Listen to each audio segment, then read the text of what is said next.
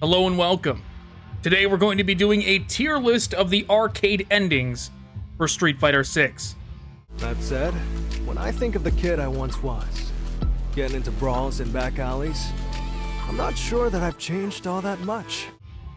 Okay, so Luke's, well, it's nice showing that him and Jamie have been fighting since they were kids, even though the dialogue makes it seem like maybe they're not even aware that they're the same people that fought as kids. There still is no bearing to the plot. That really doesn't affect anything at all in terms of the overall story. It literally is just kind of like a rival interaction.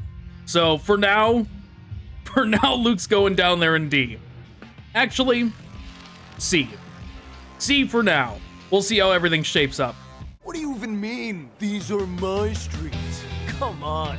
No matter how you cut it, from about this street on, the city's mine. Say what? A scrub like you can only strut around here acting hard because Jamie's show's keeping you safe, you know? Okay. Jamie's was basically the same, but actually worse. The dialogue was worse. It just genuinely was the inferior version of the two rival battle scenes. In fact, how about a rematch right now? Oh, my. I'm quite confident I'll win the next time as well. After all, I'm strong, I'll have you know. Okay, Manon's is also... It also has no bearing on the overall plot at all. It is nothing but a rival battle scene. But I liked the little bit of character depth it gave to Manon in that. So it doesn't go down here. It doesn't go down in the D range with Jamie. My uncle was a great guy. He always looked out for me. And well, he died after getting caught up in some trouble over there. There was this guy, right? I think he's the one who's been pulling all the strings. May I help you? Yeah. You know Al Jackson? He used to work with you. I would endeavor to forget what transpired today. Farewell, Ms. Jackson. Alright, well, Kimberly, at least she's engaging with the plot. She's actually going to Neyshao. She's actually conversing with the main villain. She is more engaged with the plot than anybody else so far. Them blatantly stealing Morgan Freeman to make her uncle that JP killed, apparently, or at least was somehow responsible for his disappearance. That was a bit weird, but right now we'll put her in B. She's actually engaging with the story. It's better than nothing. She was just like me. Are you really satisfied just watching? You can't fool me. I can tell you're into exactly the same thing I'm into. Now that's my idea of fun! Say, do you happen to know the meaning of Pankration? It means all of the might. Well, Marissa's, unfortunately, is just another rival battle. She's the counterpart to Manon's, but hers, I think, is worse. She kind of comes off a little like El Fuerte, only she talks about pancreation instead of food, which is not a good thing. She doesn't have very much character depth at all. It's very strange how they seemingly just kind of mash together Greek and Roman themes. Like, it's like they couldn't choose one. It's like they wanted to make her Spartan, but they also wanted to make her a gladiator. So they mashed it together and hoped nobody would notice that it's actually two separate cultures. The other thing about these rival battle things, the reason why they're really not great, is because they really do contribute nothing to the overall story. Like, all it does is give you a scene of the two characters interacting. It adds nothing going forward, because it doesn't tell us which one won, and Capcom will never tell us which one won. These fights, Manon versus Marissa, it will never be addressed again. We'll never know who actually won. We'll never know who won out of Luke versus Jamie. You would think, like, if I had to choose who I would want to win these, I would say Luke and Manon, but we'll never actually know. Are you some kind of spirit? I'm Lily, a Thunderfoot warrior. My journey is just getting started. You know, this art here does Lily too much justice. It's actually pretty amazing how bad Lily is in terms of a character, and that ending. That ending was so bad. That ending was so bad, everybody else is moving up. We need a slot just for Lily. That was terrible. Like, not only was it a this has no bearing on the plot at all rival fight, which it's unfortunate. Like, of course Dhalsim is going to be relegated to a rival fight as well. They're not going to give him anything important to do either. But the way, instead of saying anything at all, she just goes, I know I contributed nothing to this game, story-wise, but just wait, my story is just getting started. Maybe, if enough people like me, I'll return for Street Fighter 7 and then I'll contribute something. It's like, no, you're not. We'll never see you again, Lily. This art really is good, though. This art does the character more justice than the final render, the final 3D render does. The final 3D render is harder to look at than this. This looks good. The final 3D render does not. I required a front for my money laundering operation. Prepare a crowd, an arena, and a prize. And people swarm in like moths to a flame. Come to think of it, Bison himself had a penchant for incorporating martial arts tournaments into his plans for world domination. Utterly illogical. I think I'm beginning to understand the appeal. JP is going to get a boost up to here, up to A, just because he's very integral to the plot. Honestly, I think Kimberly's was better than his. We'll just leave Kimberly at the front of A for now. She's at the top of A. But JP's, if you didn't play World Tour, at least JP's gives you a little bit of insight into the plot, like how his shenanigans revolve around money laundering. That's what he's interested in. He doesn't care about anything else that's going on in the Street Fighter world. He's just in it for the money. One weird thing about him, though, is that they're clearly trying to keep JP around to reuse him as a villain for future games. I think the problem with that is he's not as strong a villain conceptually as Bison.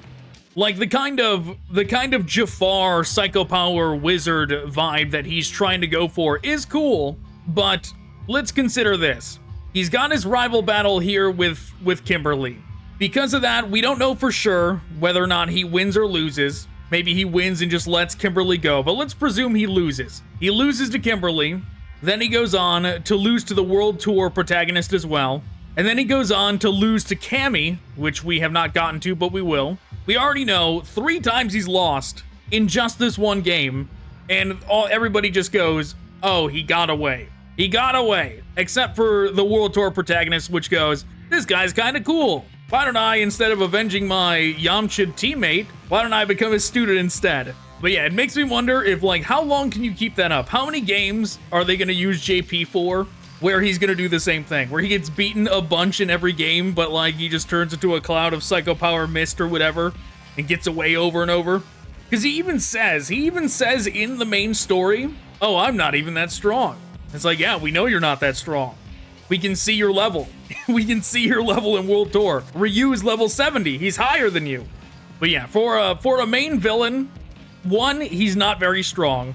2, he's only allowed to persist because characters like Ryu are not coming after him. And the main cast that does come after him, Cammy, for some reason can't get the job done, and he Looney Tunes gets out of danger every time. There's this chump I always wanted to kill. And wouldn't you know it, the guy apparently went and kicked the bucket. But let me tell ya, I don't feel even the slightest bit happy about it. He took one of my eyes. I'll bash his skull in. His organization can fight it too. I'll wipe it off the face of the earth. I'll kill you so hard, nobody'll recognize the corpse. Rotten hell, Bison! For the longest time, it was all I could think about. To make that a reality, I used every dirty trick in the book. And then some. And yet... why am I so frickin' pissed off? I mean... for real! God damn it! Even without the existence of Shadowloo, I see you can't help but find ways to get your hands dirty. Like you're one to talk, Agent Chun-Li. Bison did it, and that's it? Daddy's avenged. Time to retire. If revenge is all you were after, you have no reason to continue down your path of wickedness. In a way, you too are one of Bison's victims. You too are one of Bison's victims. Man, I hate her so freaking much. While Jury's is just another rival battle scene, Jury is so great. Like, Jury is just all around probably the best performance voice actor-wise out of all of these endings. She's going up to the bottom of A just because it's the best rival battle scene we've seen so far. And also, her scene reminded me why JP here has to Looney Tunes escape out of all of his fights that he has with important characters, whether it be Kimberly, Cammy, or the World Tour protagonist. And it's because Bison could bite the dust, he could get offed in every game he was in, and get a new body. He could just body swap to the next one, so they could just reuse him as the villain over and over and over again. They do not get that luxury with JP. Does not seem that JP is going to get another body if he actually dies. So, if they want to get some mileage out of him as a villain, they got to keep him around. They got to have him get out of circumstances that would otherwise seem like he should lose for good. Word on the street is that music's not your only talent. You're a fighter too, are ya? Alright. Now I'm really starting to feel it. Talk about out of control. I can remember the last time I thought I needed this fresh coming on. You know, DJ is a real treat in World Tour. His really weird eccentricities when he's texting the main character and all that is pretty fun. Unfortunately, that ending was really bad. Not only was it a rival battle, it was not a reciprocated rival battle, meaning he definitely beat Kimberly. We only have one variation of the story, which is that he fought Kimberly and won. With JP and Kimberly, we don't know the for sure outcome, but here we do know. Which makes me think that there's no way that Kimberly beat JP unless JP is lower on the power tier than DJ is. Which maybe he is. Maybe he is. But yeah, I get it. Music is DJ's gimmick, but not only is it a rival scene, it's a bad rival scene, where all he does is go to his radio station or whatever he's doing, and he's gonna play some more music, the end, roll credits. Anyway, good luck with your work. Uni says I'm paranoid, but frankly, I can't believe that Shadowloo has been truly eradicated. And I find it curious indeed that it's getting harder and harder to track down any traces of their remnants. This will require further investigation. May I help you? Pardon the interruption. I'm investigating a criminal syndicate called Shadowloo. I heard there may be some leads here. Ah, I'm afraid I know nothing of that. Now, if you've no other business, a very hungry cat is awaiting my return. Wait! I mean, freeze! Don't move! This feeling, I know it well. You possess psycho power, don't you? You will tell me what you know. I'll use force if I must. Who was that man? He got away from me, but I'm certain he knows something. Cammy's goes right up to the top of A because not only does it actually engage with the plot, but it's unique. It's not redundant like these two, where it's the same scene just told from a different perspective. Actually, I think I'm gonna put Juri up here. Her arcade story is actually pretty good. The themes around her going after Chun-Li and the situation forcing her to reflect on her self-destructive behavior is pretty well done. And the voice acting is top-notch. Even though it's just a rival battle, I think it does stand out compared to everything else that we've seen. I think the thing that caught me surprised the most from Cammy's was her calling Junie Uni? Like, all the years of seeing that character and never hearing their name pronounced, I think everybody presumed it was Junie. Is she the Spanish doll? Like, of course, Junie is one of the Cammy sisters, one of the dolls. However many they are. I forget all their names. It's like Junie, Julie, DeCapre, and whatever the other ones are called. But never did I imagine that it was actually Uni. That character is not Spanish from what I remember. Though, I barely remember the character, to be honest. I'm Ryu, a martial artist. I've crossed paths with many during my journey for true strength. My journey knows no end. I will continue to do what I have always done. Search for those stronger than myself. Sorry to spring this on you out of nowhere, but what do you say we throw down? For what purpose? Well, honestly, I haven't got one. If there's someone out there stronger than me, I want a shot at him. Ryu just up and disappeared the second it was over. I wanted to get a picture with him, but this is the best I could do. Okay, this one's a complicated one. On one hand, it's nice that they did something there where they presented Ryu's motivation. He's out there just trying to find people stronger than himself. And then it shows Luke here. And as it happens, that's Luke's motivation too. He's just trying to find people stronger than himself, and he has found Ryu. And of course Ryu wins. This is not a mutual rival battle like the Jamie-Luke one.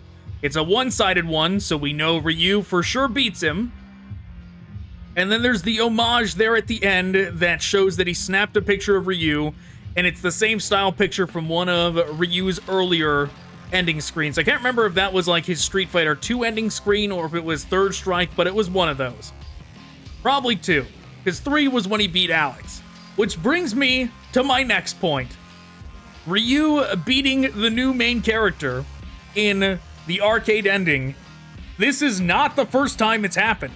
This is just a redone version of Third Strike when Ryu beat Alex. So it might not be redundant within another arcade ending of this game, but it is redundant with another arcade ending that Ryu has already had. Not only that, it's not even a Ryu ending. It's a Luke ending. And for that reason, it goes down to the bottom. In this order, though. It's definitely not worse.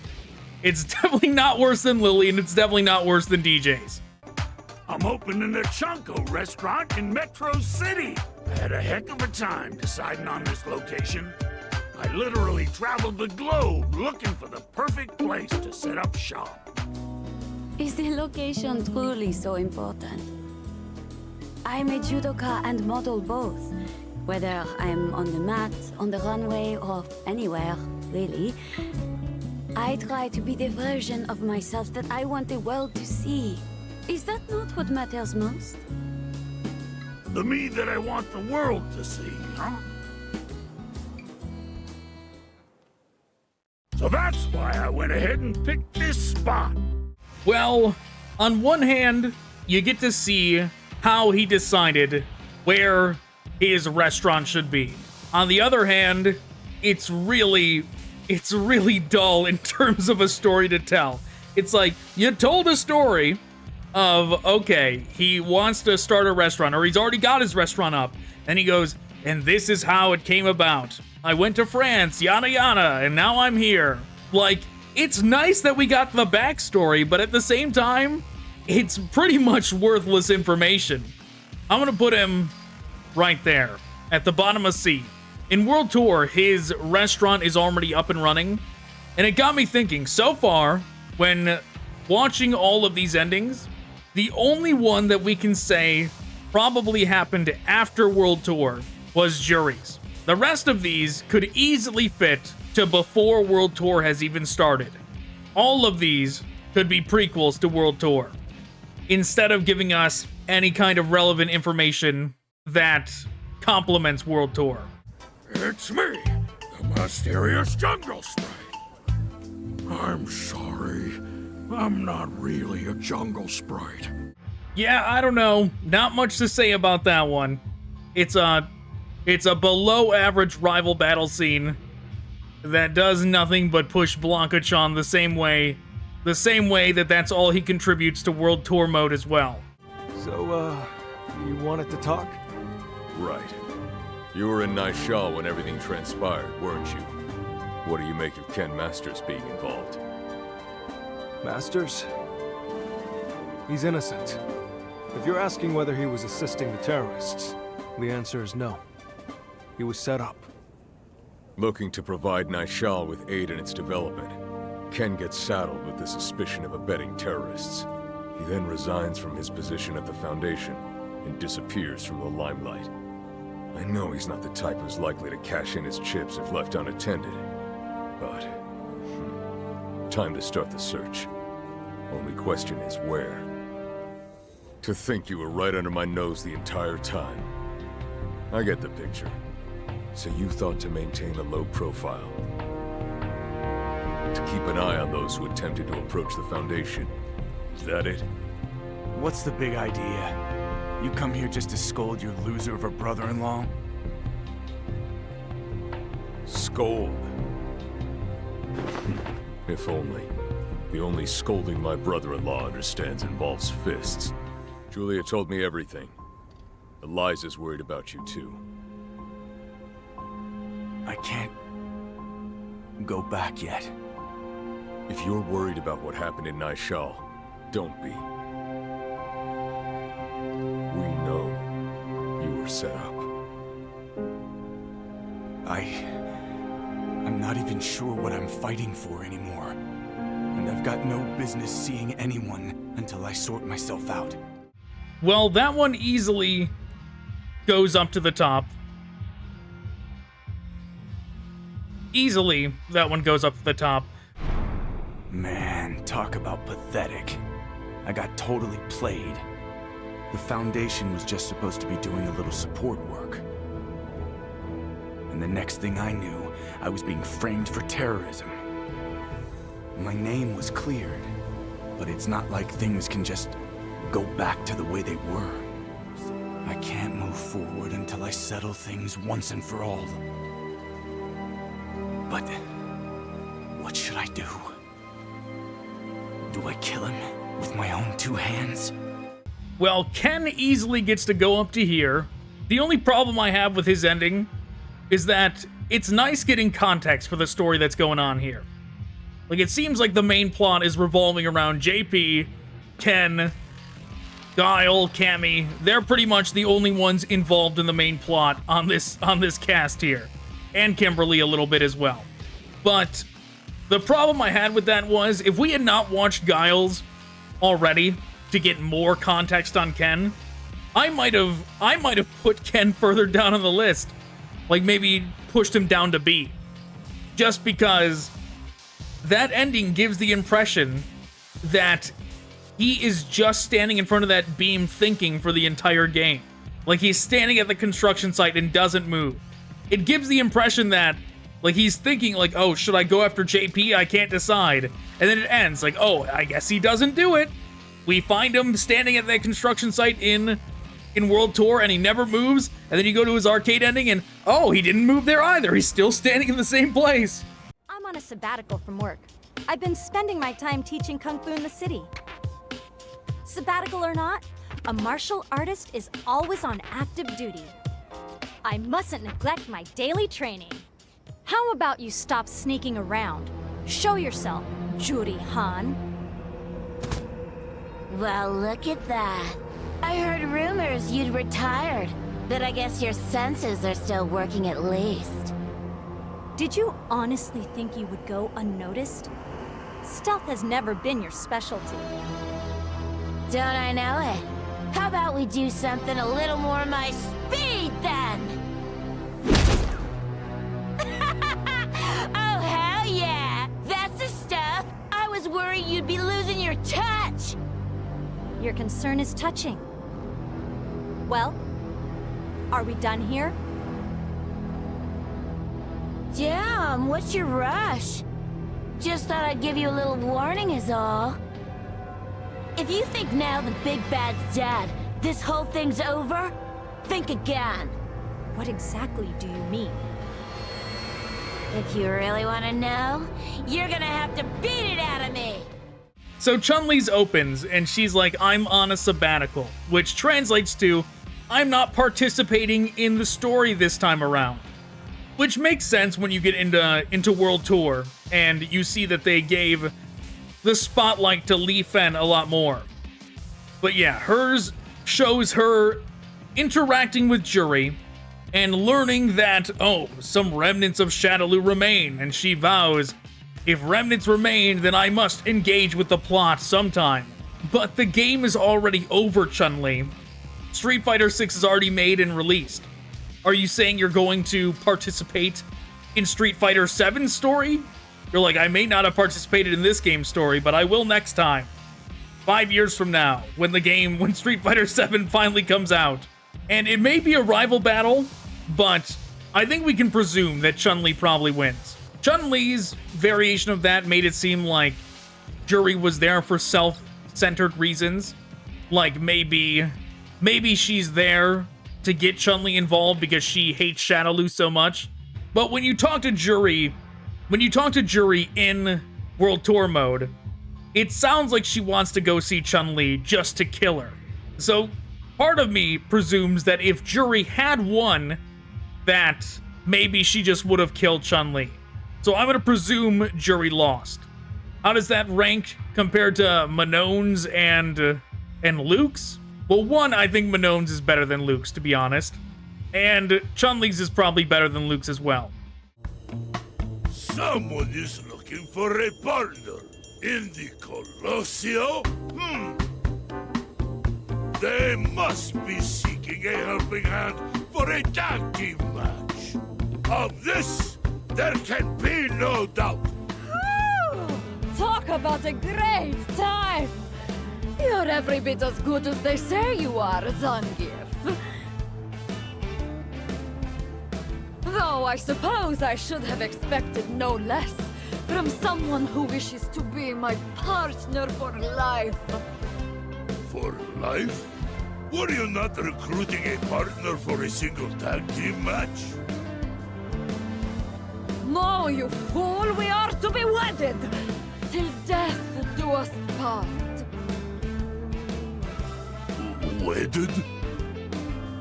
You're here because you saw the flyer, aren't you? It says so right here.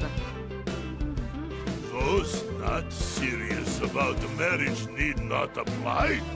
No, wait a moment. I thought this was a tag match. You're not seriously going to back out on me now, are you?